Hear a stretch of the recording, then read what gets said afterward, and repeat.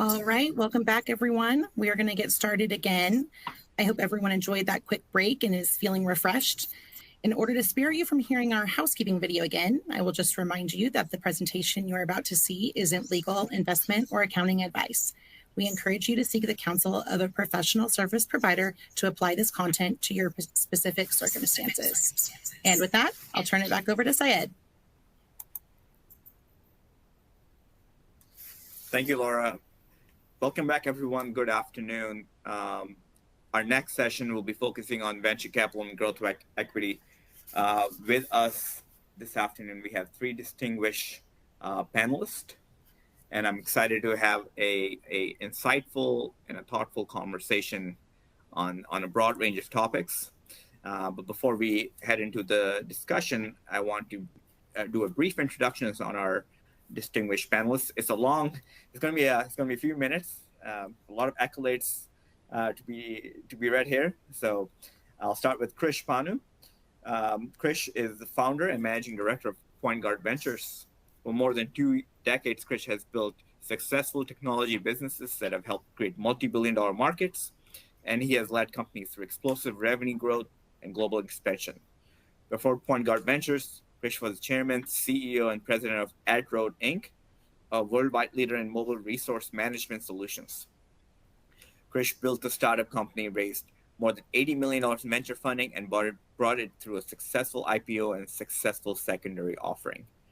Krish also serves as president of Panu Foundation, a nonprofit corporation which provides grants to educational institutions and supports healthcare, research, and other charitable activities around the world. Joining Krish, we have Drew Logan. Drew is the founder, chairman, and CEO of the Myrlin Group. Drew is a renowned health expert, #1 best-selling author, elite athlete, TV personality, serial entrepreneur, patent inventor, and a spokesperson. Over his 30-year career, Drew has advised some of the top athletes of NBA, NFL, NHL, and has consulted with the U.S. Army, U.S. Marines, coached some of the biggest names in entertainment, and has been a spokesperson for Cedars-Sinai. Gaining global recognition in 2016 as one of the top world's human performance expert at Sylvester Stallone's NBC series Strong. Drew was published by Simon & Schuster. His book, 25 Days, immediately became the #1 seller. Drew founded the Myrlin Group in December 2022 with the mission of increasing success rate of early-stage businesses and providing entrepreneurs with a path to expedited, dependable, and steadfast scaling. And joining Drew and Krish, James Wang. James is a general partner at Creative Ventures, an early-stage venture capital firm focusing on healthcare, agriculture, and industrial technology. And before that, James was also a co-founder of Lioness Health. Previously, James was on the core investment team at Bridgewater Associates, founded a nonprofit consulting firm specializing in microfinance, and did a stint at Google X Makania project. James holds an MBA from UC Berkeley, where he was a Jack Larson Fellow in Entrepreneurship, a BA with honors from Dartmouth, and a master's in computer science at Georgia Tech. James also holds a data science specialization from the Johns Hopkins Bloomberg School of Public Health and completed the course track of PhD designated emphasis in computational sciences and engineering at UC Berkeley. James is the author of Weighty Thoughts Substacks about AI, startups, and innovation. So with that, I would like to welcome all three of our panelists. And before we dive into our discussion, we have a polling question, which Laura will read to the group. Great, thank you. Yes, what industry do you most expect to provide outsized returns for private market investors in FY25? A, information technology, B, healthcare, C, financial, D, energy, E, other. And as a reminder to participate in the polls, please click the button next to the answer you choose and hit submit. And we'll give people a few more moments to respond so we can get started with the panel. And here are the results. As expected, information technology is on top of everyone's mind. And so I'll start our discussion starting with Krish on the private markets outlook. So Krish, wanted to share if you want to see what your thoughts are on some of the major developing trends for venture capitalists in 2025. Yeah. Thanks, Syed, for inviting us. And again, my name is Krish Panu, and Managing Director of PointGuard Ventures, as Syed mentioned. At PointGuard, we focus on Series A and early B rounds, and we support the company all the way through exit. One differentiation we do is we provide them significant operational help, which is what the serial entrepreneurs want these days, in addition to the money, operational help. So looking at 2025, it's going to be an exciting year for a couple of reasons. The pipeline of companies which happened in 23 and 24 is very, very strong. And some of these companies are getting to a point of even possible IPO next year. Liquidity has been a problem for venture capitalists in the last couple of years because big M&A and IPOs have not happened, but we expect starting Q2 to open, which will increase the liquidity and which will result in more funding of companies. One interesting trend which has happened and will continue into 2025 and beyond is the category of seed investing. It used to be Series A, B, and C, and it goes on, but now seed investing has become a very big play. And seed investing deal size in the past used to be $1 million or $2 million, but right now deal size for a seed investing ranges from $8 to $15 million. And that is a new trend which is emerging. Equity crowdfunding will become a significant factor in 25, which will bring in new type of investors into the venture capital ecosystem with venture capitalists. One additional thing which will emerge even more significant in 25 is capital efficiency. People are looking much more deeper into business models, which can scale. In the past, it was hyper growth is what everyone wanted. Today, they want a controlled, significant growth with clearly a path to profitability. So there's a lot of emphasis which are being put on into building a business model which can scale and get into a profitable business that'll continue in 25 and beyond. And then biggest trend everyone has heard and talked about is the technology driver is in AI machine learning. It is a technology which has been embraced. There are over 4,000 companies which call themselves an AI company, but people are really looking for AI to be incorporated in existing solutions, which will make it more productive and efficient moving forward. There are a lot of early testing which is being done.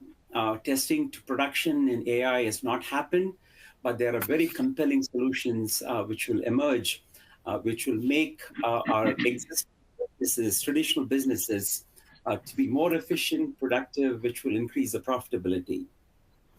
In the private equity market, that is the venture capital market. In the private equity market, clearly there is a trend where big deals where the private equity investors are willing to wait longer term to make the companies even more efficient for a much bigger exit, which means they're holding on to the portfolio company much longer than what they used to. There's also increased regulatory scrutiny happening with private equity investments, clearly from areas of antitrust and others, which will become significant in 25 and beyond. So all the deals, people are very, very careful when they make a very large investment in companies which will not be hit by regulations. Operational focus, again, as I mentioned, in the venture business, it's going to be significant because that's what the public markets want, operationally efficient, profitable companies. So the efficiency will be very, very strong. Interest rate cuts will continue, and that is going to open up big opportunities in mid-market private equities. In the past, private equity came in with billion and multi-billion deals, but Now they're looking at a few $100 million deals, which is a very new trend and which will be a significant factor in 25.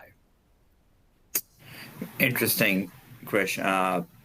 Drew, moving on to you, as Krish mentioned, operational efficiency is going to be a hot topic. Your background being in operations, love to get your take on your predictions. Yeah. Thanks, Syed. Thanks for having us, and to everybody joining there. My name is Drew Logan. I'm the founding partner and managing member for the Myrlin Group. And our real focus, as you may have gained from Syed's kind of bio on me specifically, is looking in the health, wellness, and human performance technologies, AI innovations in those spaces. And I think that rather than belabor that point, I think jumping right into how this this first question that we're talking about is going to be specific to our area. I know I can talk about, but I think probably an easy way to to make a blanket statement is I think AI is going to change everything. Krish made a great point. There's something like 3,000 companies out there claiming to be AI, and if it's 3,000 now, Krish, it'll be 10,000 by this time next year. You know what I mean? So, but what does that really mean? And I think really the real indicator of what that means is, for 2025, is that I think you're going to see existing companies do slight pivots into the ways that they are able to streamline their organizations, whether it's through large language models, integrated machine learning, AI, et cetera. But I think that's probably a 10 or 20% movement away from what their core competency is, as opposed to a complete bomb and backhoe of the way that they would operate. I think you're going to see more companies coming out in areas that we wouldn't anticipate AI being a big player in, machine learning being a big player in. For example, something like property technology. How does AI fit in that? I think we're going to see some interesting things there. We've already seen some of that or are involved in some of that. I think health is going to be a big one. Healthcare, health preventive, both preventive and acute reactionary care. I think AI is going to be a big player there, mostly because it is quicker, and not just in the diagnosis, but in the optional treatment plans, et cetera. And so I think that we're going to see huge players get into those businesses. And we're going to see some interesting startups that exist there. I think that one of the other things too, and the question is what are some of the major developing trends, and I think that I think we got to, to Krish's point earlier, I think we have to look at the operational or optimization of operations in the startups that we work with. As an indicator, as the ways for securing better investment. That we're going to continue to do what the National Venture Capital Association says we've done for 50 years, which is an 85% failure rate on startups. Then we got to stop thinking that more money or smarter money or a new algorithm, a different kind of risk analysis is going to answer that question. What we've got to do is we've got to get better at optimizing the companies in which we put our money in. And I think, Krish alluded to that, and that's something that we do as well. Our business model is bifurcated into two sides. One side being the fund, and then the other side being a very deep operational team of over 200 operators with up to 40 years or more in operational proficiency to help to optimize the companies that we're working in. You know what I mean? And so I think that some of those trends are emerging. I think there are other companies, I don't think, Krish and I are the only ones saying that. I think a lot of other groups are doing the same thing. And I really think that's the key to success. If we can make the businesses that we invest in more successful. And listen, I think the way to do that is not tell them how to do their core competency. I think the way to do that is to, offset things that they're not going to understand. I think it's ridiculous to think that figures out a brilliant way to create, a replacement for artificial skin for burn victims, et cetera, should have any understanding of how to properly market what they do, how to do internal ops and strategy development, or any kind of commercial business development, or any kind of revenue generation. So I think if more organizations in that space are trying to help those companies optimize in those areas, then I think we're going to see more success there. That's really my focus and my thoughts there. I try not to get too caught up in too many trends. It pulls me away from kind of what our operational focus is. So that's kind of my thoughts on that. Thank you, Drew. James, same question to you. I know Creative Ventures is investing in a broad range of fields. So curious to get your thoughts on what your expectation of next year is. Yeah, totally. Thanks, Syed. And I mean, in terms of Creative Ventures, we're early stage deep tech, so AI robotics, synthetic biology, advanced materials. So we've been doing a lot of stuff within AI in this area since 2016. So we're kind of early to the board on this. And I'd say that there's a lot to say, right? Because a lot of things have happened. And I'd say that one thing is, yeah, I do agree with Krish and Drew. One perspective to take on that operational side of things is that 2023 was a little bit of a muddle through. 2024, many companies were struggling to survive and figure things out in terms of capital. And 2025 will be when some of this comes to roost, right? Like essentially many competitors of companies that we've invested in have died. A lot of the way that we're going forward is essentially trying to help some of these companies survive through the winter so that they can thrive and explode out during the spring when capital markets get a little bit more liquid again as they go. But one of the big things to think about as far as VC, especially with so many AI startups, is that AI startups and AI is not software. And many of the companies, and I see actually one question that had come through is, would you say that Salesforce has AI embedded in it?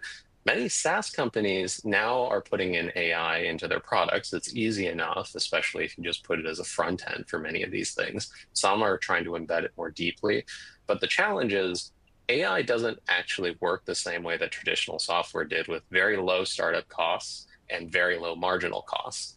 In fact, actually, it's the opposite for both. It's very high startup costs because if you're actually trying to do a model yourself, there's a ton of training. And if you're actually trying to do inference and whatnot, that's also very, very expensive.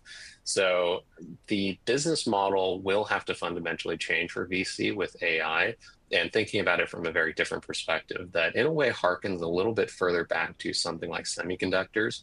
Because if you look at the economics of it, these startups that are trying to do these AI plays look a lot more like fabless semiconductor plays than they do sort of your traditional software startup and the kind of economics that you have there. And one thing that I suppose I'll also throw in, just from the perspective of that poll that had started in terms of it, with everyone talking about IT, one of the interesting areas and one of the areas that we've seen the most growth in terms of our portfolio, in terms of exploding valuations, even within the current time frame, is energy storage and energy in general. So I think many people saw that Facebook has been putting out requests for proposals for someone to build a 4 gigawatt nuclear plant. If you think back to The Simpsons, then the place that Homer is supposed to be in, and with the like the steam and stuff coming out of it, that's a 1 gigawatt plant. Like Facebook is looking for a 4 gigawatt plant for someone to build out. Microsoft is trying to restart 3 Mile Island. There's going to be a lot of interesting things, just like I said, from the perspective of AI not being like software. We're not going to be able to connect these data centers that serve AI into the grid. We already know that, and they're already not. We're going to have to figure out some other way to handle it. And the way that it changes our landscape and the way that it changes how things work will be really, really interesting. And that's something that we're looking forward to. It's an interesting analogy to The Simpsons. I was not expecting that. James, staying with you, I'm going to want to roll up the next couple of subtopics into one question for you. Liquidity, right? We heard that brought up a couple of times now. Can you speak about liquidity for venture capitalists like yourself, and what your expectations are next year, and maybe also how does valuation, both for privates and public equities, play into liquidity? Are we expecting to see more IPOs? Are we we'll see a rotation from privates into public, or vice versa? Yeah, so it's interesting, right? Like I said, with 2023, 2024 being sort of more of a pinch, I come from a public markets background in terms of Bridgewater, global macro, hedge funds. So I think I'm a little less sunny about some of the about some of the perspective of interest rate cuts or whatnot. Right now, inflation isn't huge, though we can talk about tariffs and some of the other things later and potentially what might come about there. But the economic growth is still pretty strong. I think our last print that we got was what, 3% real growth. None of that basically suggests that we're going to get massive rate cuts from the Fed. And public equities within the US have been doing quite well. They're actually, what, 35 or more percent elevated in terms of PE ratios from where they historically have been in terms of long term. So one thing that you can argue is that the US public equities markets are elevated be way beyond anything that you can reasonably argue, or at least from a historical perspective. And yeah, a lot of the things that markets are pricing in to some degree is the fact that there is still growth in the US, whereas in many other economies there's struggle. And also the US is still the reserve currency of the world that has become more attractive, and you kind of just have capital flowing in and being put in various places. That is in pretty stark contrast with the private markets, which have a different dynamic, right? Like, whereas you have public markets being, yeah, sure, some of the pensions, endowments, et cetera, like allocating as they do, you also do have capital coming in from externally where you need something to do with dollars. Just from a framework perspective, you can buy treasuries, which people are doing, or what you can do is you can buy US stocks, which people are also doing. Private markets wise, you have more institutions that have longer term horizons. And a lot of these have not gotten DPI back because the IPO market's been stuck and the M&A market's been not the hottest in the world, as Krish had talked about before, right? So their issue is no DPI is coming back. Many of these venture firms are sitting on a lot of dry powder, so their commitments are high. Their returns are low in terms of DPI actually coming back, so it's hard to redeploy. It's kind of interesting because we'll see how that plays out. I at least have not seen secondaries booming, particularly. The bid-ask spread is still too wide from the perspective of secondaries firms generally bidding quite low for some of these different assets. And usually they're trying to pick out the best things within a venture fund's portfolio, right? And it's hard to actually justify doing that. So it's kind of still wait to be seen how this goes through. We can talk a little bit about politics and the argument that the FTC might be more amenable to M&As at this point, and maybe that'll open some of the liquidity spigots. But honestly, I'd say that it's still pretty much wait and see. There isn't an obvious force that will instantly open up the liquidity spigot again. Interesting, James. Interesting to hear about secondaries also, how all that plays in. Krish, moving to you, same couple of subtopics. I know you mentioned liquidity. What are your thoughts on, both from an exit route for your portfolio companies, whether it's secondary or a public market, and just the overall valuation of both public and privates? Yeah, thanks, Syed. A lot of things to talk about. I'll try to summarize with limited time. Clearly, liquidity is one of the biggest challenges in the venture business, right? Right now.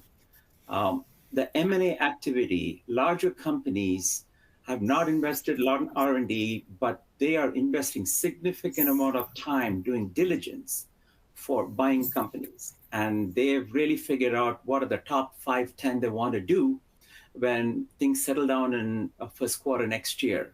So that activity in M&A is very, very good, right? So that gives us hope that there'll be a lot of exits coming out starting Q1. And the larger companies are focusing initially on buying private companies, which has an adjacent product to their solution. And the company can use their sales force to immediately sell and increase their revenue. That is a focus. And the clear path is set. So we are excited. There are a lot of activities happening in that area. clearly, people expect the IPO market to open probably in Q2. Again, these are all only predictions. There's no, I'm giving you all the trends we analyze and giving a comment, but things all change. But Q2 would be the time the IPO market will open. And clearly the threshold has been set by investors. They want to have companies which are multi-billion dollars in value and revenue growth, which are at 40, 50% and profitable. So that's going to limit who's going to get out first. They want to see that momentum first before they start taking a little more risk to come down on the valuation of the companies for an IPO.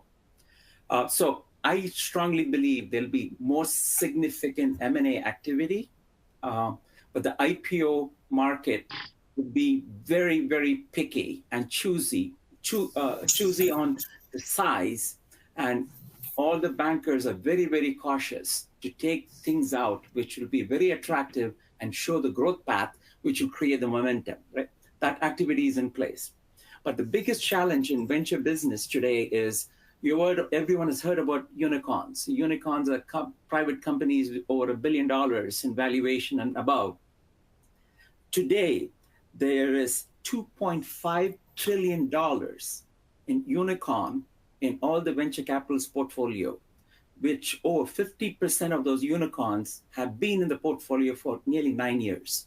That liquidity is hurting everybody, right?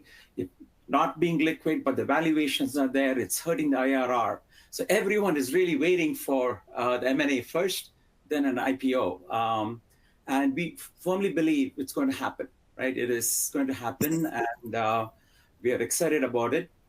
On a valuation basis, the one which is still out of whack is AI companies, right? The valuations have no rationale. It's a speculative valuation. And but all the other traditional technology companies and healthcare others are going through much higher bar of efficiency for valuation. Traditionally, valuations are more reasonable, and the bar of diligence is higher. But unfortunately, what happened in 2000 with the internet bubble, there is a bubble in valuations on the AI companies, and it'll burst, right? The reality will come in. But that's a quick overview. There's a lot to talk about, but to summarize, M&A activity will pick up in Q1 and accelerate, and IPO will open selectively in Q2. And if there's a success with those IPOs, there'll be huge herd following in Q3 and Q4. Interesting take, Krish. Drew, continuing with the same line of thought, what are your predictions? Well, I mean, James, Krish, both you guys make great points. I'm going to have to stick to my notes so I don't get pulled into a long conversation on this, because we could be here for hours. But this is wonderful perspective and stuff. One of the things that I really want to echo is that Krish just said the valuations on the AI are unfounded. They're ridiculous. Well, they are. And I remarked the other day, and there's an AI company, brilliant AI company that we're working with out of Scottsdale, Arizona, and I said I've really not experienced anything like this since the nonsensical first in the 98, 99 team, time frame, kind of showing my age there, but that was probably the first time being a part of a large fundraise, and almost feeding frenzies tend to drive some fundraising. I think we raised $268 million on a .com in '99, and I think the whole thing took 9 months. Whereas the current market, just over the last 10 years in fundraising for startups is, or up through and including Series B, is 14 months longer on average at any given stage of fundraising as it was, even 10 years ago. The downside of that is that the check size hasn't met with the increase in time or the demand for capital, because there's about a 200% increase in average requirement of capital over that same period of time. And so I think, with regard to, what's going to happen, and secondaries exchange, et cetera, and stuff like that, I think I think the secondaries market will become a kind of a cornerstone of the venture capital liquidity strategies in 2025. I think that exit windows are going to narrow, and there's going to be fewer IPOs and acquisitions, and we'll rely on those exchanges to kind of rebalance portfolios and kind of exit low performing investments and recycle capital and that kind of thing. So I think that's probably what's going to happen, with regard to kind of secondaries and getting some of that value extrapolated to Krish's point. And maybe that won't happen for the big unicorns like Krish is pointing out, but I think there's other things that are maybe lower hanging fruit that can happen with. With regard to public versus private markets, and we don't do anything in public markets, and James, I loved your your commentary on that, but we do agree. I think everybody agrees that public equities are overvalued overall, and especially in technology, even though there have been some recent corrections and stuff like that. But I think overall, they're highly overvalued and inflated. But I think that we're going to see that over the course of probably the next year. Look, I think I think Goldman Sachs is saying that the estimated increase in GDP next year is going to be somewhere in the average of 2.5 to 3%, something like that. And they're probably one of the more kind of forward-thinking estimators on that. But even the low estimates, say, somewhere around the 1.5 range, you know what I mean? So I think that what that means is we're going to see, an additional, 500 to 750 billion in discretionary spending, in the public. And, James touched briefly on, how does the new political landscape and maybe the loosening on some of those things kind of drive that that kind of spending. And I think we're going to see things outside of AI and technology that are more traditional businesses get a bump because of that. So that's my take on that. Excellent take on that, Drew. Hold that thought on the economic outlook. That's our second topic. So I'll get right back to you. Laura, how about our second polling question? Sure thing. Yes, polling question number 2. What macroeconomic factor are you most closely following as an investor? A, interest rate. B, geopolitical tensions. C, global trade. D, other.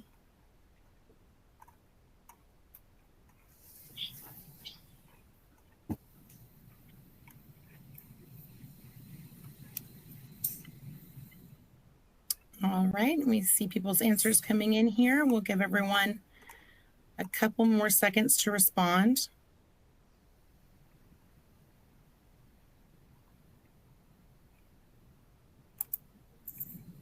All right, here are the results. Interesting. Drew, sticking with you on continuing from our last topic. So a lot to unpack here, but your high level outlook on both the monetary fiscal policy, and then we're hearing so much about global trade and tariffs. How would you unpack all of that?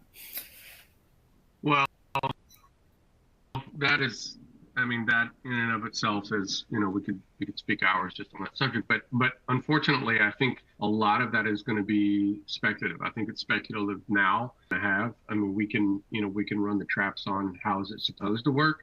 Well, I think that could be very textbook, but the reality is that I think that it's going to be, look, it is, I think the incoming change in administration has a mind for shaking things up and doing things differently. And maybe I think all indicators would align with the fact that it is maybe a little bit more disruptive, than others would say. So I have no idea what to expect, but I'm sure that the truth is somewhere between the sublime and the ridiculous, somewhere in the middle, right? And so, but going back to the topic, that I alluded to just a little bit with the increase in GDP, is that I think the point there is that, fiscal policy will continue to emphasize, reshoring critical industries, and I think that's going to drive in investment into domestic production and supply chain innovations, and I think that those companies are they're going to benefit from that, irrelevant of the way that AI and AI adjacent industries are. So that's my thoughts on that. I try not to speculate too much on that because levers. I don't blame you, Drew.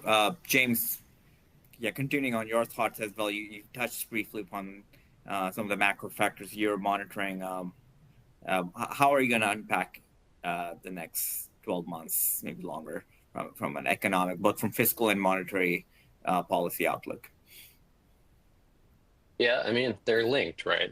Just typically from the perspective of higher fiscal stimulus means less monetary stimulus, at least traditionally speaking. And the Fed doesn't seem to be going crazy in terms of it. So as far as it goes, I don't actually expect much monetary stimulus unless you actually see a big pullback in the US economy. And currently that has not happened.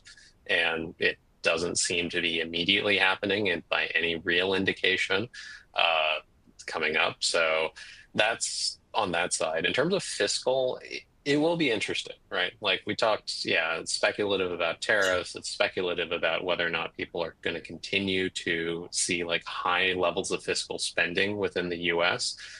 We'll see whether or not we will continue with some of the CHIPS Act stuff, reshoring stuff. We'll see if Intel, for example, takes the $6 or $7 billion, which is not really enough to make a fab, to have some of that be onshore in terms of the US. There's a lot of unknowns. And ultimately, we're going to have to wait to some degree going into next year, what that will actually be. I'd say just the broader thing is there's significant volatility in the global environment. And that's the thing that we are trying to prepare our portfolio, our LPs, everyone for, because there's a very, very wide range of outcomes. I mean, you've already seen it near the end of this year where your expectation as to the stability of the, the world on a lot of different fronts has probably been shaken to some degree, given a lot of different recent events and things. And I think that's probably going to continue, just given, again, just broader macro volatility, both on the geopolitical front and the fiscal side. So that's going to continue in terms of it. We are pretty much kind of also in unprecedented territory, I'll just say, with all of these different economies being so highly stimulative without any real ability to turn it off because of various either political factors or other factors, which is partially what we're seeing with driving gold and other things higher too. So again, uncharted territory, lots of volatility. Interesting. Krish, I know you and I have had discussions on the economic outlook. How would you summarize both the economic policy, the levers, and the global trade and tariffs, possible tariffs? Let's take the two scenarios. One, ignore the new policies, including tariff. Hold on to that, and then hold on to geopolitical tension. Hold that for a minute. Without that, clearly, like Drew mentioned, it's projected, Goldman Sachs, JP Morgan, all of them are predicting GDP anywhere between 1.9% to 2.5%, right? That's one. Clearly, interest rates are going to come down, and inflation moderation to 2% and below, which will ease some consumer behavior. Job market is going to be strong, and there's going to be job growth, and the global economy is stabilizing, and that would really help in U.S. exports significantly. That's without factoring the other two. If the tariffs comes into play, new policies which comes into play, and if the geopolitical situations of war gets escalated, everything is going to be out of whack, right? No one can ever predict, but that risk is pretty high in both the situations, right? And if the tariffs become leading into more of a geopolitical tension, there's a risk of semiconductor coming into the US that poses significant problems through various industries, right? That is still a huge risk factor. But again, without that, it is what I explained before. These two, it's very hard to predict what the outcome would be. All we can predict is it will dramatically affect our economy, and it can totally reinitiate the inflation. That'll put a hold on interest rate decreases, and the supply chain will be completely broken, and all of them will get into a significant impact in our debt situation, which is already in a bad shape. Long-term fiscal policy-wise is bad shape, but all these things can trigger and accelerate increased debt. I don't want to be the pessimistic side. There's going to be some moderation between people are not going to be that dramatic to cause this. But one U.S. does not have control over is the wars going on around the world, where if it gets triggered to a next level, has an impact which no one can forecast. Interesting. Hold that thought, Krish. Try to tie this back to our collective businesses here. Laura, how about a next polling question on top? All right. That sounds good. What is your view on the fundraising environment for emerging GPs in FY25 compared to FY24? A, better, B, same, C, worse, D, too early to tell.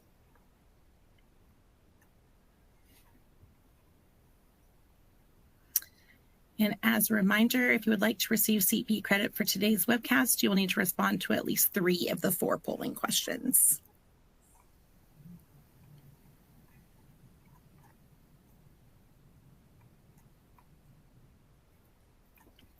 All right, and we'll give people just another second to respond. Here are the results.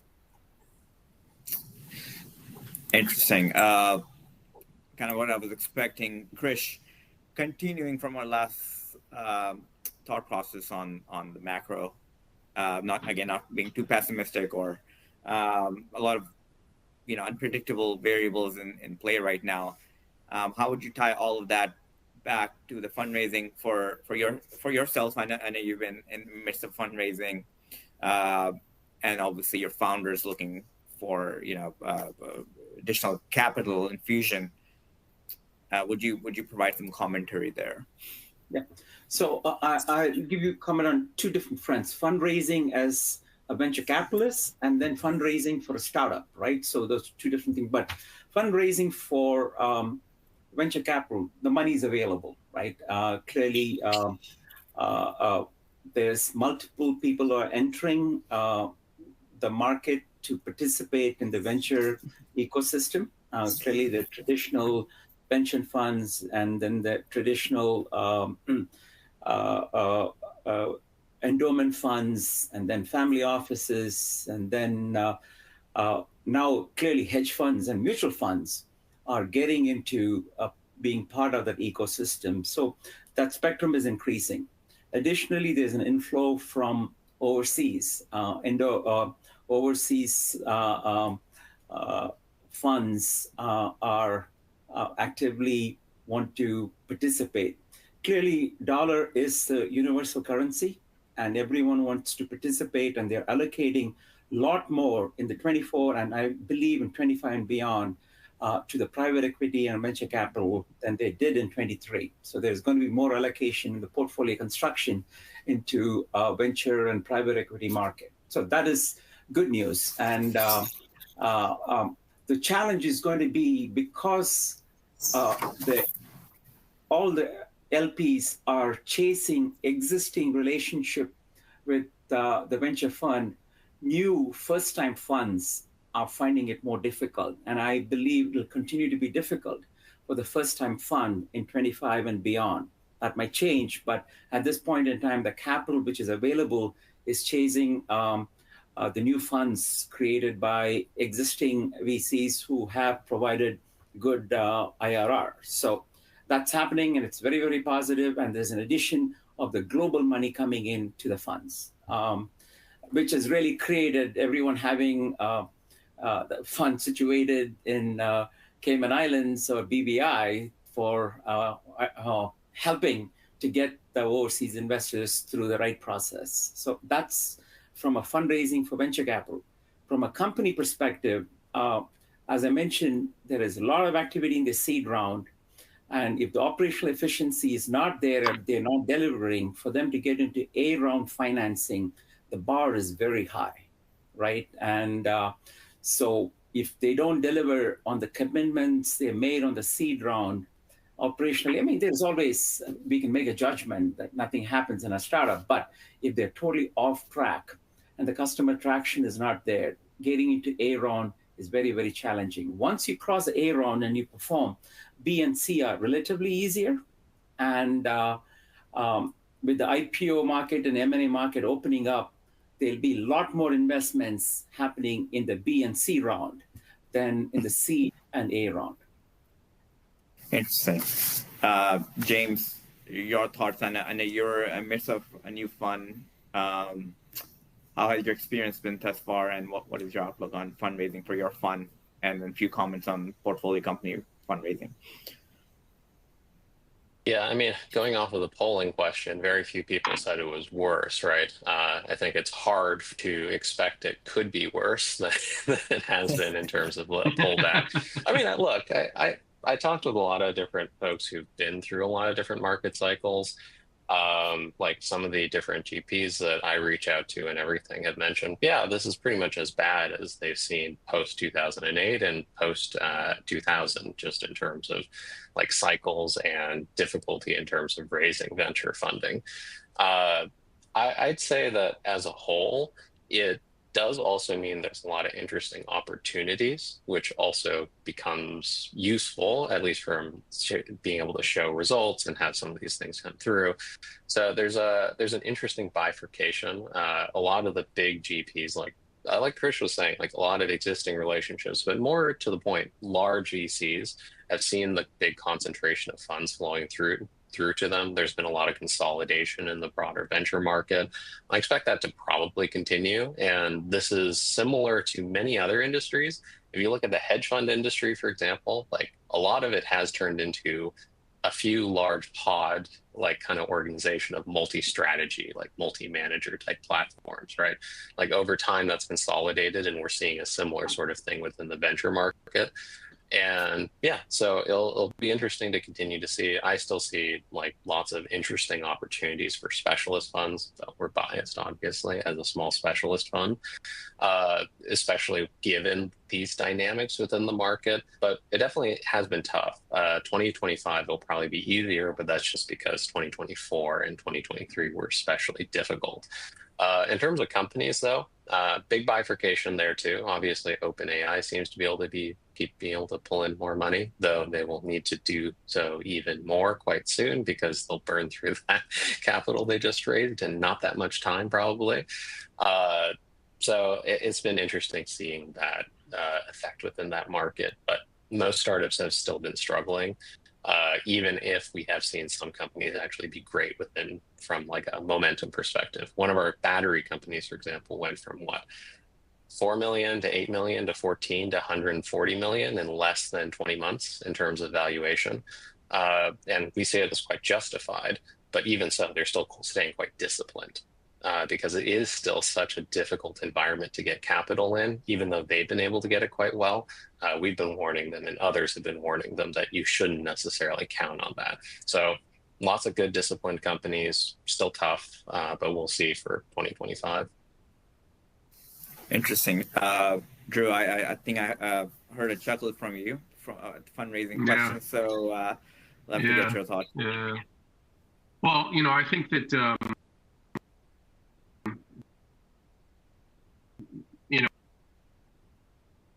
and we're kind of in a similar space with James, in a new fund and raising a new fund, and I think for a fundraiser, you're always raising. In fact, if you aren't, you sometimes lose your edge. But with what Krish was saying, I think the money is out there. To his point, There's more institutional capital, more fund-to-fund strategies, global money, et cetera, et cetera. But I think there's some parallels, and I'm this, James, I love hearing your explanations. They sound like textbooks, and it's wonderful to hear. But I think that there's some parallels, just shooting from the hip, between funds and between startups. And I think it really comes down. So on the fund side, I think it really comes down to kind of leading with the unique portfolio opportunities that it may have, or potentially some of them even warehouse investments. And then I think that you look at that in comparison to a startup that might be raising. What is their compelling value proposition?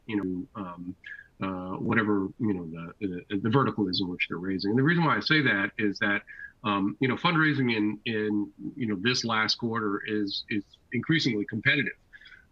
Although we were at an event last night that was hosted by Google here in LA, and there were 24 funds there, all with capital to allocate, that we're still looking for investment. So I think it's cautious, but I think it's still there. Of course, we all know that the data suggests that 2/3 of the venture capital funding is flowing into AI focused initiatives of some kind, but I think the reality is that for founders, this means there's a heightened competition for non-AI ventures, and an emphasis on building some kind of AI adjacencies to attract those fundings, which I mentioned earlier, that 10 or 20 degree pivot, if that's not your focus, how do you incorporate a little bit of it so that you're at least garnering the attention or waving the hand to the potential investment market to say, hey, we also have something that is attractive in the space. For us, we're kind of navigating this environment by, combining the operational expertise of strategic capital deployment and trying to stand out, as a differentiating, player, but and a force multiplier, right? And I think that's really what it's going to come down to.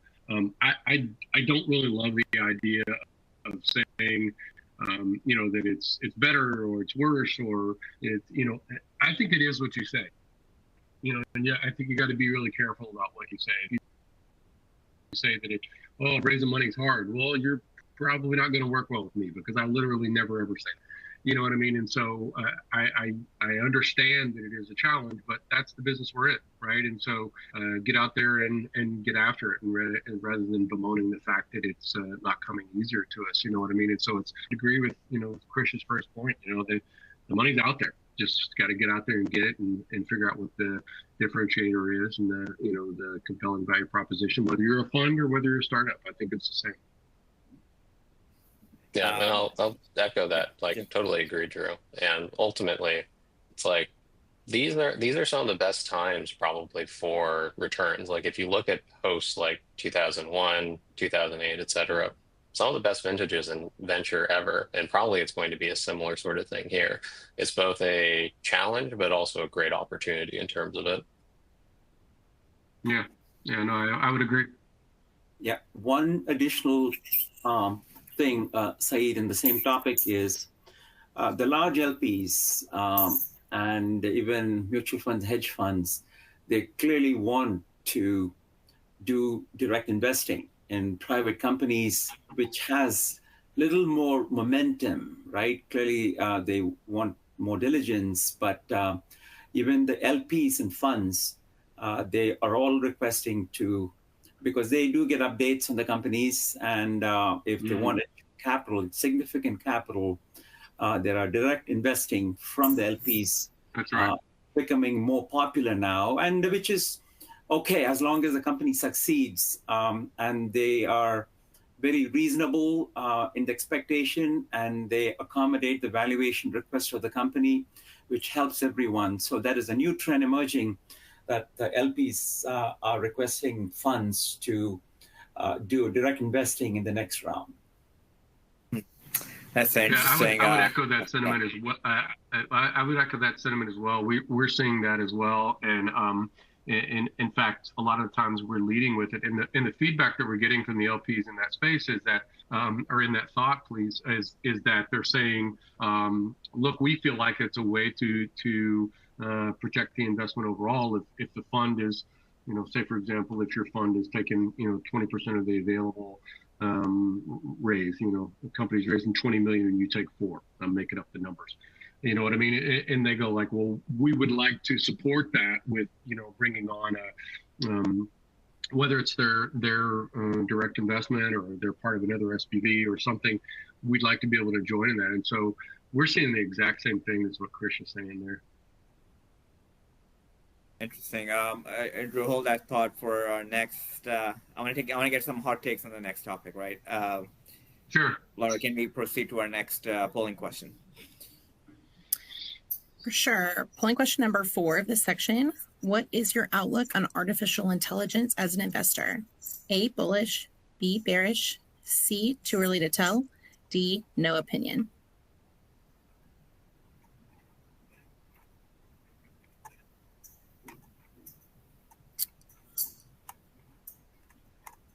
All right. We'll get some more responses, a couple more moments. Everyone can submit their answer.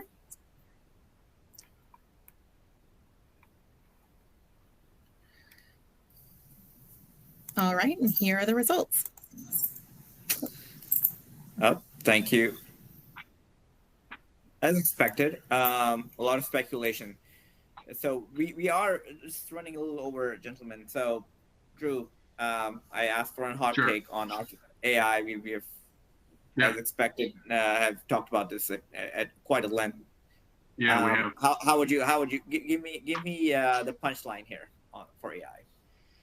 The punchline for AI. Well, I think that the tough thing to say, with regard to AI is that it's going to be more valuable in one versus the other vertical. However, I think the greatest opportunities lie in its integration into high impact sectors, whether it's precision medicine, mental health solution, workforce optimization, et cetera. But we're also seeing it in things like, that are outside of our immediate focus, like I was mentioning earlier, like property assessment, et cetera, and in damage mitigation and analysis, you know what I mean? So I think the risks there include overfunding, kind of speculative projects, there are ethical dilemmas around, usage of data and what's done with that, which is a whole separate conversation.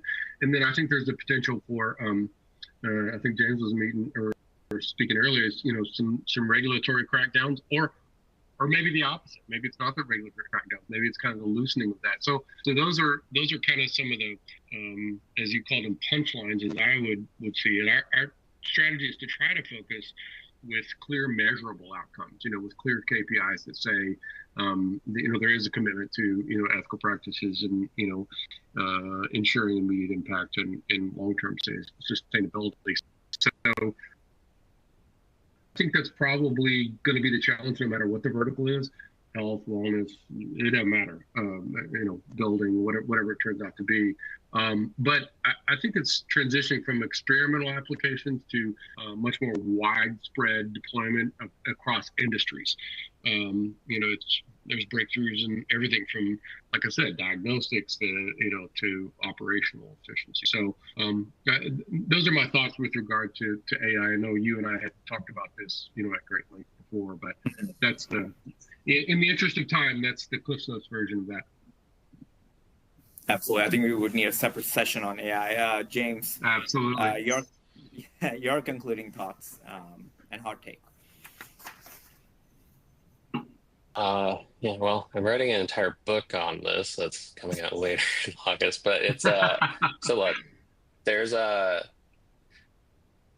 a whole, AI has been overhyped in a lot of wrong areas, I'd argue, especially given, like Drew was saying, it's not really focused on a lot of high impact areas right now. We'll see if ChatGPT's Enterprise $2,000 a month or its Pro $200 a month will be enough.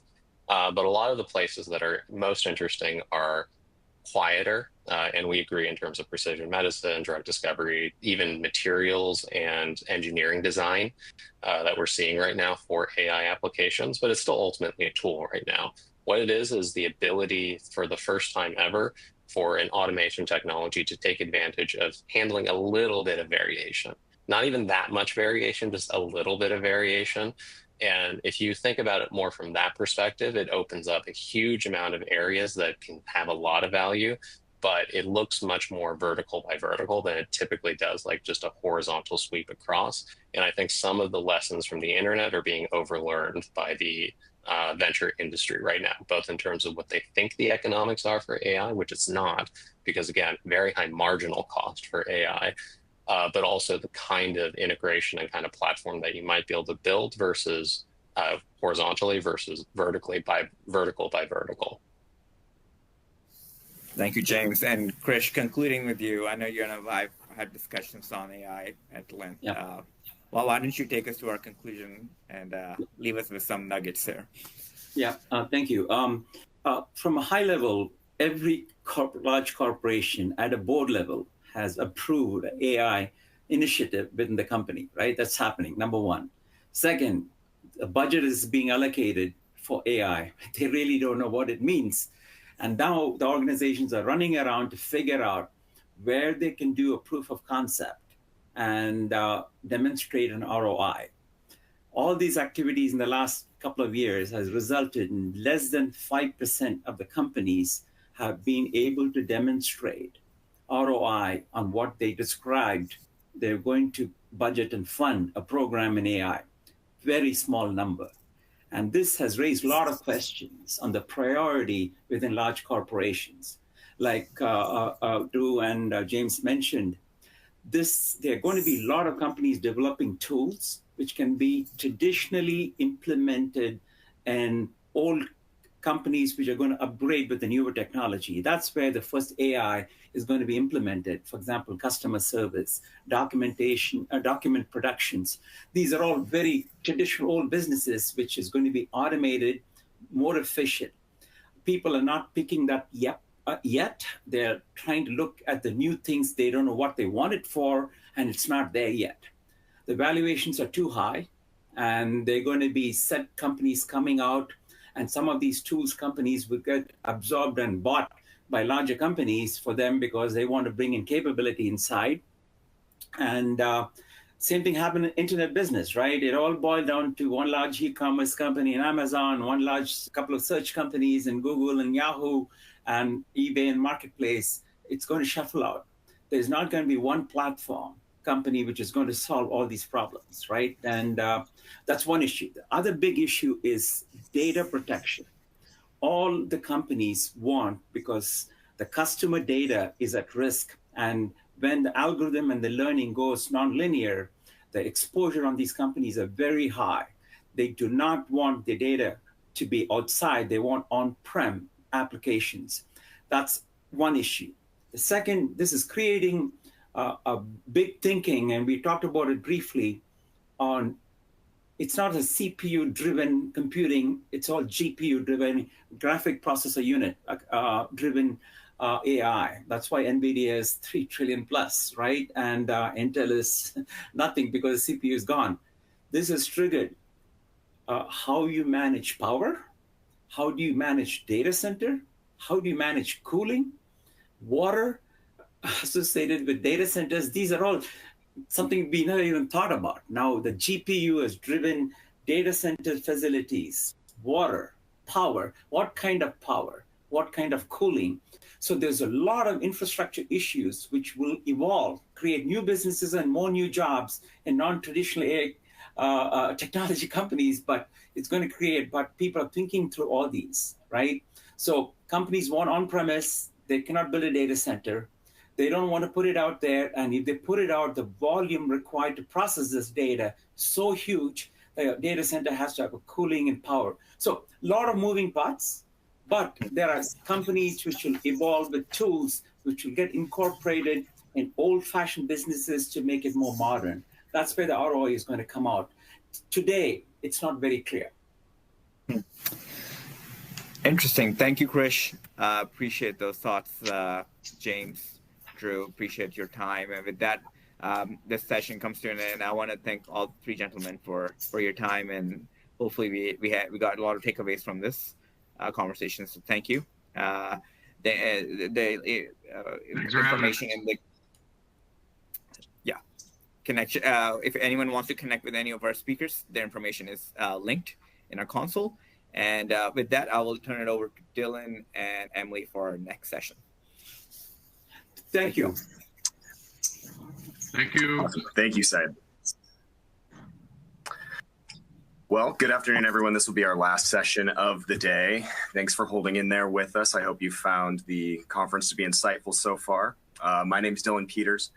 I'm an insurance senior manager here at Moss Adams in our San Francisco office. Been with the firm just over 10 years, and my specialty is financial statement and regulatory compliance audits for investment advisors and pooled investment vehicles, primarily hedge and venture capital funds. I'm here today with Emilie Abate.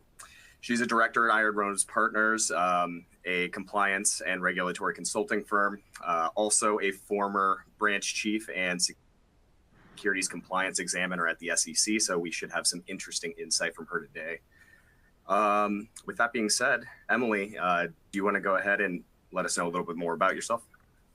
Great. Thank you for having me. I will preface this whole thing by, we have 39 minutes. This is all Syed's fault.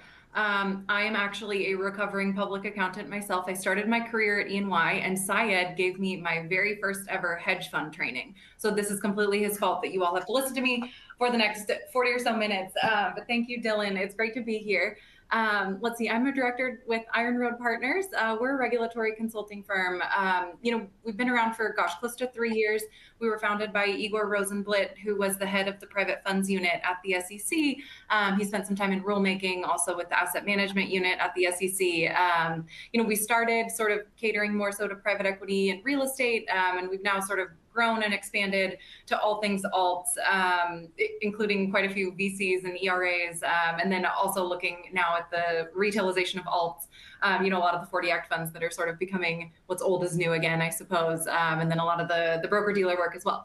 Let's see, I started at Ernst & Young. I spent about 4 years there working with Syed, and it was fantastic. And then I spent close to 10 years at the SEC, always in the exam program. I worked in the Chicago office, the Miami office, and then I left as the branch chief of the SWAT-like team within exams, doing all the really fun FTX, GameStop, high-profile type stuff. And I've been with Iron Road for, a little over a year now. So it's great to be here. Awesome. Well, let's dig into that FTX inspection a little bit. No, I'm just kidding. Moving on. Yes. So a little bit of an overview. This is meant to feel more like a panel discussion. We do have some pre-submitted questions that came in prior to the conference, but if you do have any questions on the relevant topics we're discussing, feel free to use the Q&A. We'll try to monitor it to the best of our ability, but also, as I'll mention at the end, always, feeling free to reach out to us on LinkedIn, reach out to Emilie directly if your questions aren't asked. But we're going to go over a quick short-term enforcement examination, post-election update, visit some hot topics related to ERAs and also RIAs, and then also SEC exam considerations. So some interesting topics. But with that, we're going to move into our first polling question. We'll try to do these efficiently so that we have time to hear from Emilie, as we do have to get 4 in before the end of the hour. Absolutely. So how often do you consult your outsourced compliance team or regulatory counsel? A, we do not engage with either. B, only when the inspectors come knocking.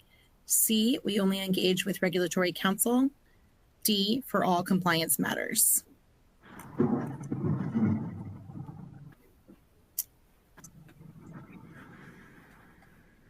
All right, and we'll give everyone about 5 more seconds to respond.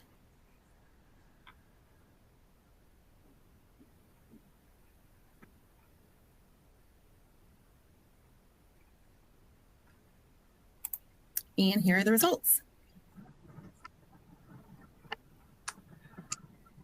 Anything interesting here, Emilie? What are your thoughts? Well, I guess I'm biased, but I think that everyone needs a regulatory compliance consultant. No, I'm kidding. Well, actually, I'm not. Yeah. But, I do think that certainly Reg Counsel is always a great shoulder to lean on. And I think a lot of times what our clients see in the value from us is just understanding where we are in the regulatory landscape and, what are the SEC exam hot topics and where has enforcement really been prodding. And then I think it can also, in sort of this budget constrained environment, you can outsource a lot of that heavy lifting, and get some pretty good quality compliance coverage without having to allocate your internal resources. I think it's always cheaper to outsource than it is to, hire a body. Awesome. Well, kind of moving into the regulatory updates part of our session, just to kick it off, now that we're on the other side of the election, can you share a bit about what you think about the regulatory landscape? Any changes you see coming down the pipeline? Sure. So the timing of this panel is actually, well, it's quite timely. With Atkins being nominated, presumably he will be confirmed. I am not hearing buzz that he will not. So I think we are going to see a pretty dramatic shift in the regulatory landscape. But that said, Atkins, he is considered the godfather of conservative securities regulation. He's very well known. He's very experienced. And I think for this particular administration, he's a fairly non-controversial pick. I think, we had Gensler the last 4 years and then Clayton before that. I think sort of contrasting Atkins versus Clayton. Clayton, he was very pro SEC budget. I think Atkins will probably take, a different stance and probably not want to see such a big SEC. So I think we're all just sort of keeping an eye there. And I think there will still be a good amount of support for enforcement actions against areas where there's fraud, but I think we're going to see a lot less of the sort of pontificating and also just, really ticky-tacky pure 20647 cases. I don't think we'll see a lot of those anymore. I think in some of Atkins' public comments, I think his views on 20648 are a little different as well. I think he feels like you really need fraud to sort of be in that 20648 realm. So I will say that said, we anticipate seeing a lot more exams that are going to be a lot lighter touch. And so when exams are a lot lighter touch, they just go straight for your 20647, show me your annual review, show me your personal trading, show me your, compliance trainings. I think there's going to be just a pretty big focus on the ticky-tacky 20647 type stuff. And I think, when it comes to enforcement, we're not going to see as many cases where there's institutional investors being harmed without any sort of dollars that need to be put back in their pocket. I think the off-channel communication cases are probably, not going to come back around this administration. I don't think we're going to see a ton of very technical cases just looking at undisclosed conflicts. And then I don't think we'll see very many crypto cases unless there's just sort of clear-cut fraud. But I do think we've all sort of seen this trend, the retailization of alts and just wanting to encourage, retail investors access to private markets. I think that's going to be a huge focus. Looking at the BDCs that are launching, look at a lot of the 40 Act products that are starting to sort of come about. And then anywhere where there's retail harm. So really looking at, the individuals, not the larger institutions, where do they need dollars and cents put back in their pocket? And then I think we will certainly still see marketing rule cases, definitely more of a focus on Reg BI as well.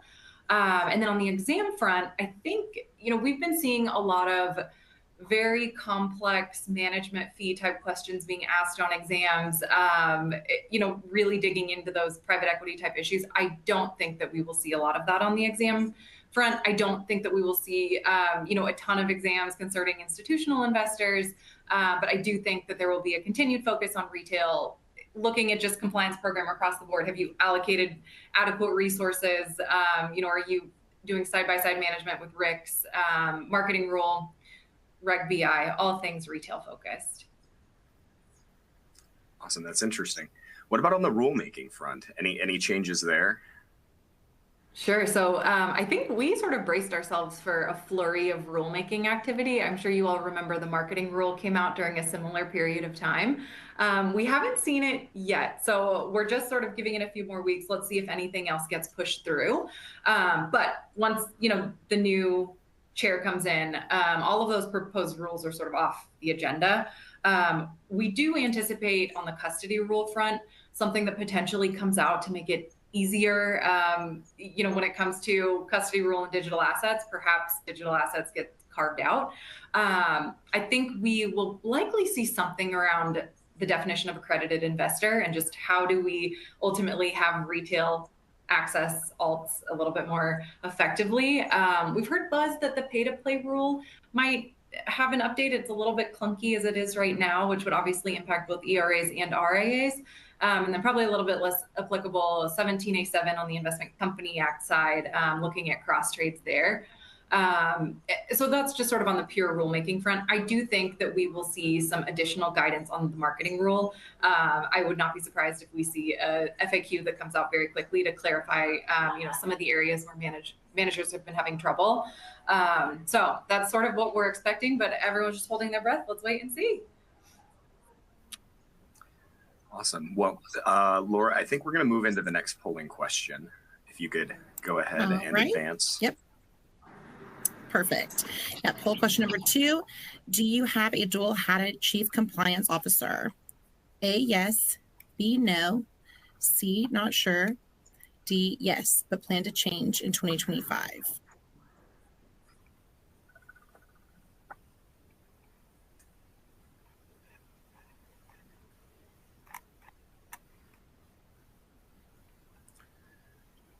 I don't know, Emily, for your clients that you come in and work with, what percentage have a dual-hatted CO when you come in? We see quite a bit GC CCO, which, the SEC does not seem to take much issue with. And so I think, CEO, CCO.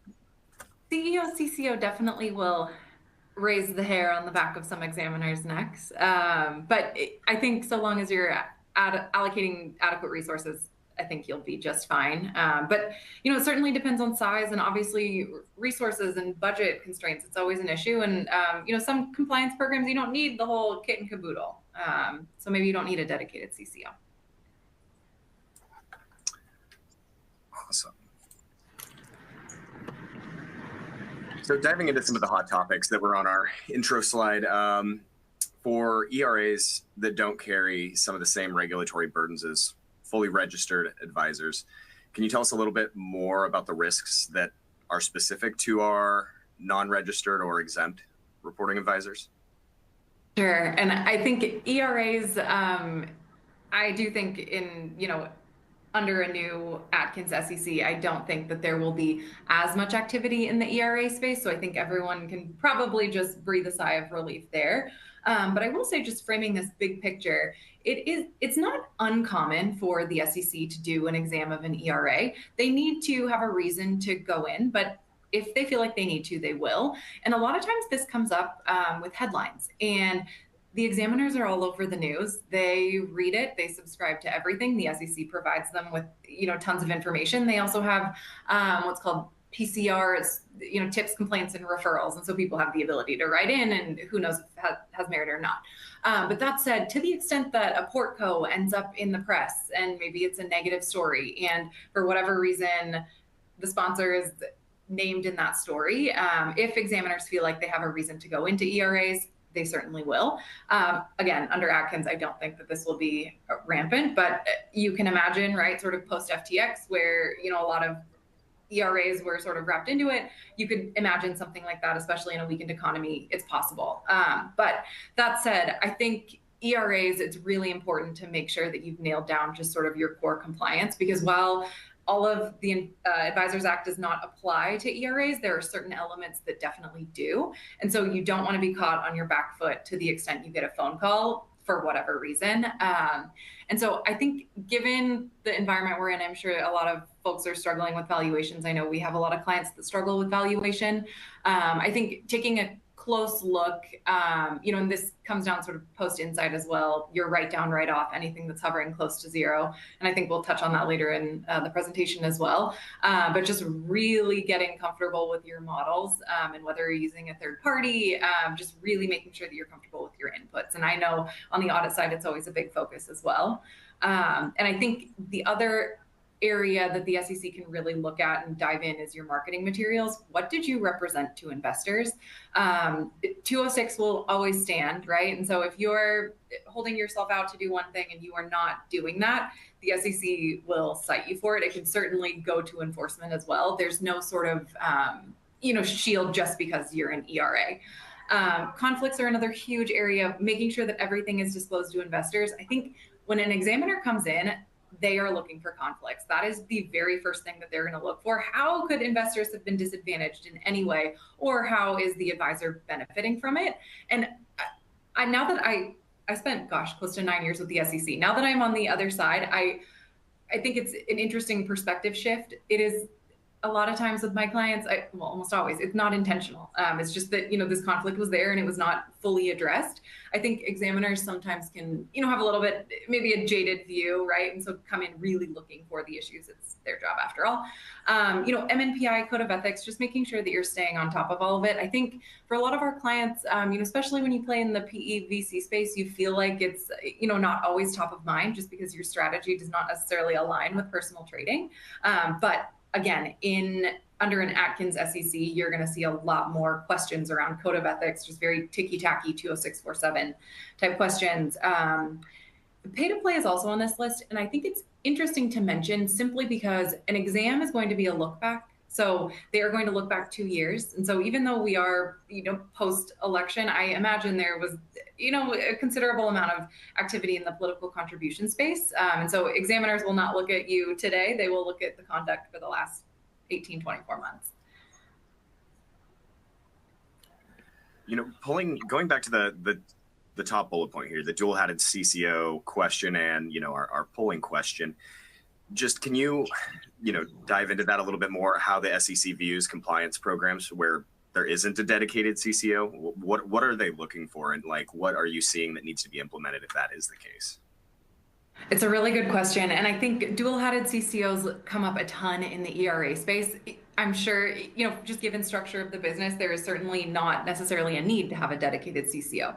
We also see dual-hatted CCOs come up in the RIA space. And so it's sort of applicable to both. I will say before an examiner comes in to do an actual exam, they've done tons of background research on you. They've, tried to figure out who you are, who the firm is. They've done their Google searches. And I think for examiners, it's not necessarily a red flag to have a dual-hatted CCO, but it certainly sort of paints the picture from a compliance risk perspective. I think the view of examiners is that, did the firm allocate adequate resources to compliance? Do they take compliance seriously? Do they have someone familiar with the Advisors Act? Do they really have they dedicated the right amount of resources? So I think dual-hatted CCOs will always just sort of be a little bit of a pain point for examiners. And so I think, as you're seeing light touch exams, making sure your annual review is well documented, that you're doing your annual compliance trainings. And I think one other thing we tell clients, if you have purchased a white label compliance manual, the biggest pet peeve of examiners is when you open up the compliance manual and you see the name of the firm where you bought it from in the footnote, it fries examiners. So I think there's so many ways to leverage consultants. I'm a consultant myself. Leverage me however you want. Just give me a call. I'll answer anything. Syed knows this. But, I think just making sure that it doesn't look like you're just checking a box when it comes to compliance, especially if you don't have a dedicated CCO. I think that makes sense. I think we're going to move on to the next polling question. All right. Polling question number 3. Do you foresee your legal and compliance budgets increasing or decreasing due to the election and change in regulatory landscape? A, increase. B, decrease. C, stay consistent. D, too early to tell at this point.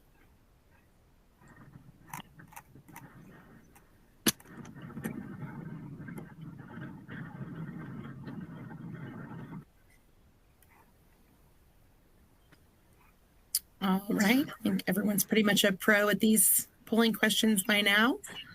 We'll give everyone just a few more moments to respond.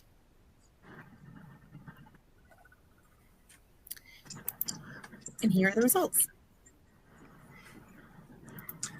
Awesome. It feels like there's no right answer, but I'm based on what we've talked about, I see where the decrease comes from, but I'm hoping for those that said decrease, maybe stay consistent might be the more applicable answer there. I think it's just important to not get caught flat-footed, because I think what we're seeing are just sort of more extreme swings in the SEC, which, I worked at the SEC under 3 separate administrations, and I feel like we're sort of moving in a different direction where the pendulum is starting to swing further with each change. And so again, the exams are a look back period. 4 years from now, we could be in a completely different position. So maybe you've got like 18 months to just kind of hang out, but I wouldn't recommend taking your foot off the gas, just simply because the SEC, they will come by at some point. They have a certain number of exams that they need to complete each year, and they report that number to Congress. So I think the possibility of examination is still certainly out there. Just for those that don't know, you were talking about light touch examinations as well, right? How are selections made for that? What's the selection process look like? And is anyone available to be selected for that process? So that's a great question. The SEC in, recent years, I want to say, let's call it the last 7, 8, they've really moved towards this risk-based selection process. And I think we're also going to get to it later in the presentation, but it's really important to be cognizant of the region that you're in, because the exam selection process is not done at the national level for most things. It is done at the region level, especially for, shops that may not be, your very large sort of Wall Street names. It'll certainly be done out of a region. So the San Francisco office, they have an incredible amount of expertise, the LA office as well. And so they are sort of responsible for selecting their own. A lot of things go into it. So if you're a new registrant, you can expect an exam in your first 12 to 18 months. If you have not been examined in the last 10 years, you should expect that they will come knocking anytime soon. Like I mentioned earlier, examiners love to read the news, and if they see anything, right, especially in this weekend economy, they will certainly give you a call. And I know cybersecurity was on both slides. That is another area where I think, to the extent that it can trickle down to, I always tell my clients, if you have a K1 sitting out there on a drive that is not password protected, you could get the ire of the SEC. I think even under an Atkins SEC. Someone I know once said, if you have computers and you have people, you have the same cybersecurity problems as any other business, right? So no one is safe, especially when it comes to cybersecurity these days. So being on the forefront of that seems very important. But on the other side of the coin, flipping to registered advisors, anything more specific? I'm assuming a lot of the topics for the ERAs are still applicable, right? But obviously RIAs probably have some hotter topics that we should touch on. Certainly still applicable. And, I think an ERA exam, to the extent that it ever happens, will be very core compliance focused. I think given the complexity that I think a lot of, private equity and VC managers are facing in this environment, whether we're talking about GP-leds or continuation vehicles or weekend valuations, I think there's a lot more meat to chew on in an exam.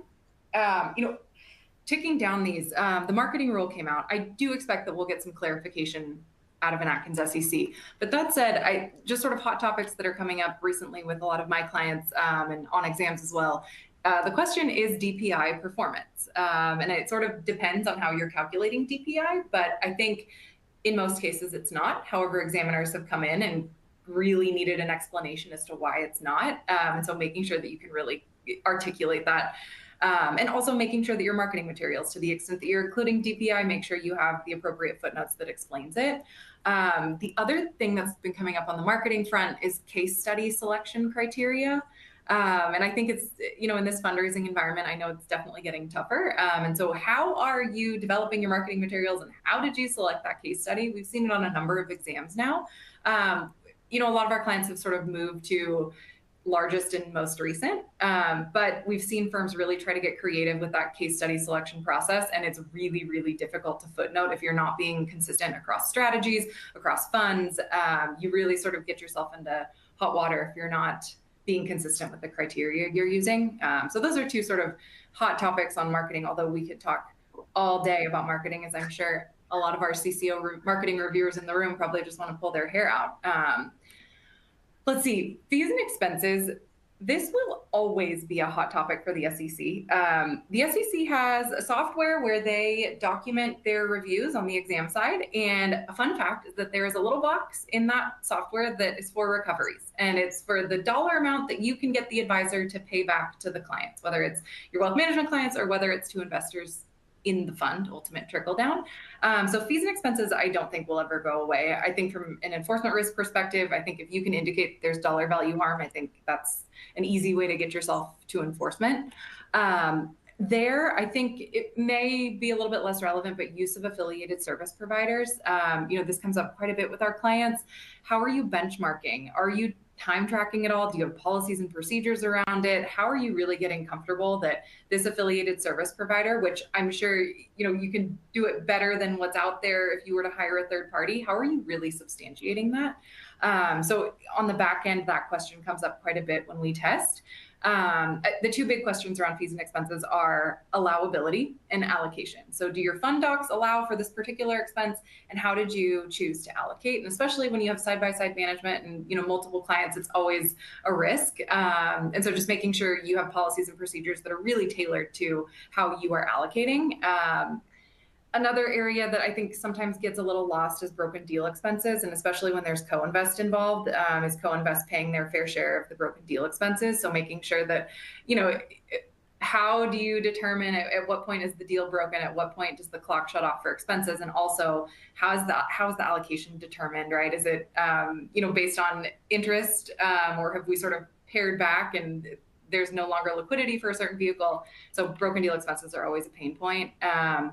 And then I think, two others more niche areas, T&E is on every client wants us to look at T&E and just sort of see what expenses are being pushed through. And I think, to the extent that retail investors have additional access, it's just going to make the job for alts managers even tougher, making sure that you're not pushing through any steak dinners. I will say that private jets are sort of rearing their ugly head again. We're seeing that come up on exams quite a bit. Are you allocating the cost of a first class ticket, or are you allocating, the jet plus catering? So it seems to come up again. We're back in the cycle where we sort of were 10 years ago. And then I think, big picture, right? Finance is generally responsible for the allocation. And, oftentimes our clients will set up a committee where compliance may have a seat on it, right? And how are you allocating your expenses?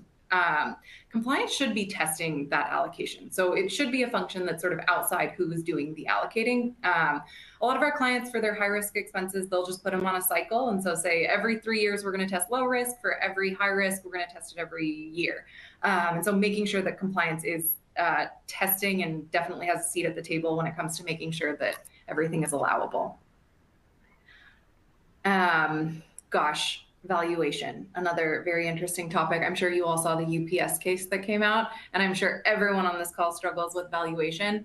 I mentioned the Insight case earlier, the write down, write off. I think with a lot of our clients, we've seen that sort of decision to write off an investment and making sure that flows into the reduction of the management fee base.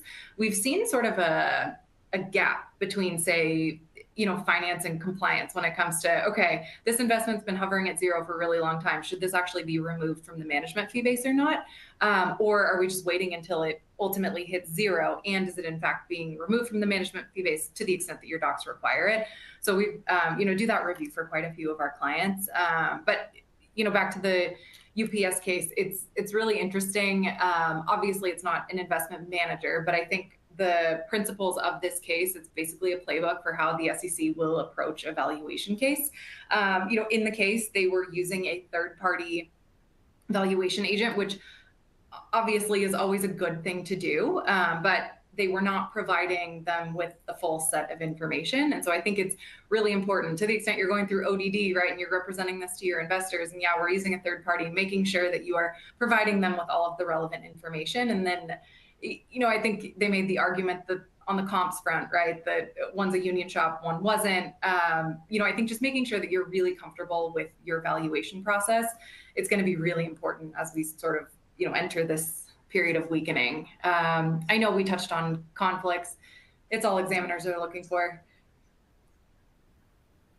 I was going to ask on the valuation front, how much of that is having a formalized valuation policy in place that you're actually sticking to, and how much is it what you're doing in practice, year to year, quarter to quarter, that the SEC looks at it? Is it more having the structure or actually applying it, actively? It's a great question. And I think we always tell clients, it's funny, when I was at the SEC, I'm like, give me a 10-page policy. This is great because I can really stick it to you when you didn't, do the thing you said you were going to do in your policy. we always recommend to clients, make sure you have a fulsome policy, but don't put too much in it, because the second you put something in a policy, you will now be held to it, and you will be expected to also document it. So I think you need something that works for you, and I think you certainly need to address the write down, write off issue, because I think it's, there's dollars that could impact depending on how your docs read. That's certainly important, but they will take your valuation policy and they will line it up, and then they will try to look for holes. And I'm cognizant of time. We're going to get to this later. There's actually a valuation expert in the exam program that sits in the San Francisco office of the SEC. The exam program has valuation experts that will make your whole head of hair turn gray. They're really good at what they do. And so evaluations are one of those areas that if they want to scope in valuation on an exam, you can expect just sort of a rough questioning every single input that you're using. So they will poke and poke and poke. How does the SEC, I mean, like you said, cognizant of time, but another follow-up on that. How does the SEC feel about a valuation policy that states something to the extent of only when there's an observable transaction, like a subsequent round, right? Only marking to, whatever the simplified scenario is. Some people would see that and say, especially on the audit side, it's not necessarily aligning with GAAP basis financial statements, right? So what does the SEC think of something like that? Is it transparent enough for the investors, or is that something that, they would find exception with? I think the SEC is really going to push, and they are going to try to understand, are you just simply pencils down, we're just going to keep this thing at cost until there's another round, or are we actually taking inventory of what's going on in the market? Because should there be a write down, God forbid, right? So I think they will expect much more than just, we're just going to keep it at cost until the next round. I think it also is important for your management fee base, right? Because if there should be a write down, based on how your docs read, you could get yourself into hot water there too. So I think it's really important to try to flush through these as best you can. A lot of our clients do use third parties. A lot of our clients find that it's sort of demanded during ODD that they do. And so I think to the extent you can get some of the higher risk investments covered by a third party, you're probably in better shape. Perfect. Any other thoughts here before we get to our last polling question to the SEC exam considerations? Anything else you want to highlight quickly? I will say on the GP-led front, I think a lot of our clients, they're putting together some pretty solid marketing materials and making sure that, they're getting a third-party valuation done. But I think these are becoming more and more popular with our clients, to the extent that you're rolling out a single asset, making sure that you give investors enough time to digest to whether they want to roll or sell. If there's a really short time period, the SEC is going to start to wonder, like, why did you put the pressure on, all of that. And then also we're noticing in certain communications with investors, making sure that you're telling investors the same thing. If you're making estimates, right, or you are saying the cost might be this, making sure that you're telling investors the exact same thing, because the SEC will pull your emails and they will say, why did you tell these investors two different things? So I think that's really important. And I think one other thing that's come up on the MNPI front, I know that for PE and VC, it's always just sort of like it's sort of there, we do it. I do think we'll see less of the Panu shadow trading type cases. But, I think one other thing to keep in mind, a lot of our clients use consultants, and they'll find, experts out in the industry that they'll want to bring on, making sure that either you're bringing them in under NDA, and if you're not, making sure that they're subject to your code of ethics. To the extent that they get anywhere close to your investment committee, you probably want to think about bringing them under your code. So that's definitely a hot button issue with a lot of our clients. Awesome. So I think we are going to move on to the next polling question. Laura? All right. Yes, our last polling question of the day. Do you plan to launch new vehicles in 2025? A, yes, the outlook is optimistic. B, no, it will be more of the same. C, wait and see how M&A trends first.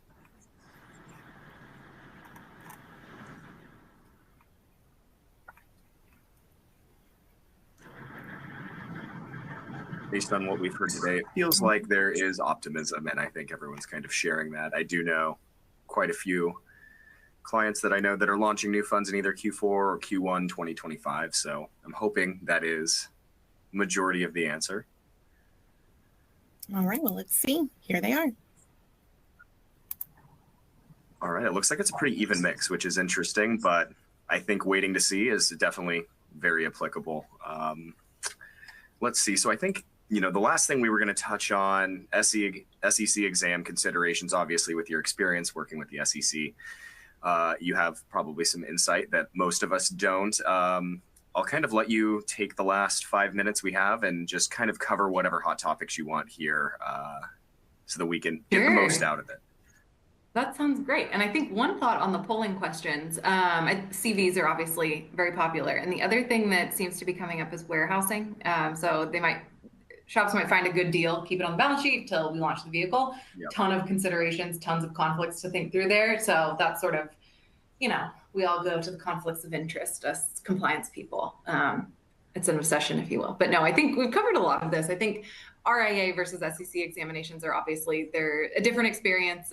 ERAs, we will not see as many ERA exams, certainly. The risk is out there. And then, geographic considerations. So the SEC exam program has the private funds unit, which I'm sure you all have heard of. They tend to, focus on the larger dollar value shops, and they are a national team. So they will go all over and look at private fund specific exams. But the regions also do private fund exams themselves. And so, there's an interesting, each office has its own culture and each office selects its own exams. And so some offices can be very aggressive. Some can, maybe go in a different direction or have their own priorities that they set. So I think, your exam that's coming out of San Francisco will look very different than your exam out of Fort Worth or LA. So there's a few national teams out there that will, be a little rough, but, the regions also certainly have their expertise. And I think the other point we also touched on is the specialized expertise in exams. They have significant amount of crypto expertise. They have a significant amount of AI, which I know we talked about a little bit earlier on the last panel. And they have a ton of AI expertise. My former team, we looked at the emerging risks, and then we also looked at anything, moving markets. AI expertise. They have like PhDs in machine learning.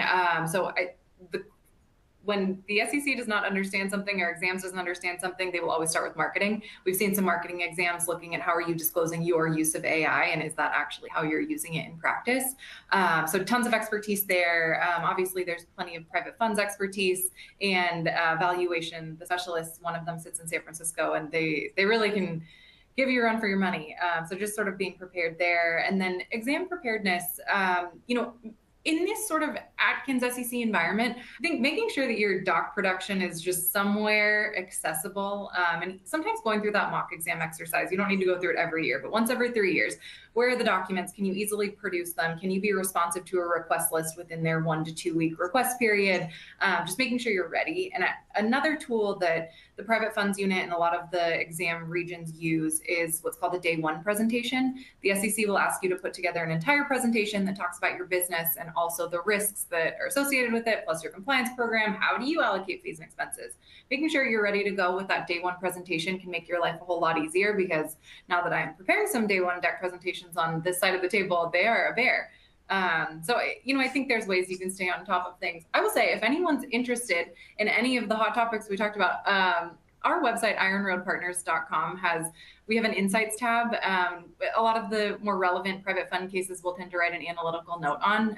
So you can poke around there and read sort of our view on recent cases and, where just sort of markets are going. I think using a compliance consultant can certainly help you at least just get a temperature check on where your peers are. We do a lot of benchmarking and, making sure you're not too far off market, because that's probably the worst thing you can do. So safety in numbers, I suppose.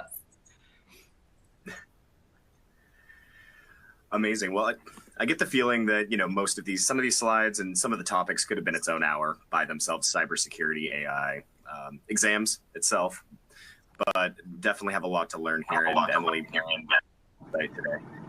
With that, I think this brings us to the end of our conference. I want to say thank you to all of our presenters today. I learned a lot and loved hearing all the perspective across the industry and, what might come in the future, especially in the landscape we're in. Also, special thanks to Laura, our wonderful facilitator, and our marketing team who helped put this together, and also Syed for kind of being the driving force and bringing all these people together here today. And also, thank you to the audience. We appreciate you joining us. And as I mentioned earlier, if you have any questions, please feel free to throw them in the chat. We'll record them also. Reach out to any of the presenters today on LinkedIn. I'm sure we'd love all to connect and, be able to answer any questions that you might have in the back of your mind. But with that, I'm going to pass it back to Amy for a few additional housekeeping items before we close out. But thanks again, everyone. Thanks, Dylan, and thank you, everyone, for making today's conference such a success. As Dylan mentioned, if we didn't have time to answer your questions, we will do our best to follow up with you after the webcast, and feel free to reach out to any of our presenters if you have additional questions. As a reminder, if you attended today's presentation in a group and would like to receive CPE credit, you must complete the group attendance sheet found in the slide deck and handouts window. If you participated as an individual and met all certification requirements, your certificate will be emailed within 3 weeks. We invite for more resources and information on this topic, many of which are linked in your handouts window. Finally, here is a link to a survey for the second session's presentations. Your feedback is always appreciated. Again, thank you for joining us, and take care, everyone.